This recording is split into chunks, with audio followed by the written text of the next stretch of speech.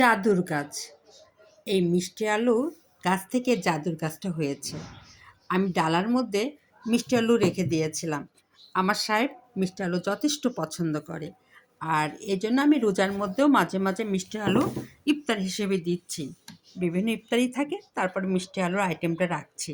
আর আমার বাচ্চারা কিন্তু মিষ্টি আলু পছন্দ করে না। আমার মেয়ে বলেন আর ছেলে বলেন, ওরা দুজন কেউ মিষ্টি আলুর পাতে নেয় না, নেয় আমি আর সাহেব।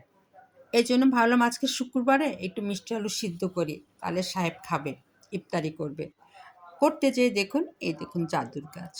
আমার মিষ্টি আলুর মধ্যে দেখুন কত সুন্দর গাছ হয়ে গেছে। ছিল ডালার নিচে, কিন্তু কি সুন্দর গাছগুলো, কত সতেজ। এই দেখুন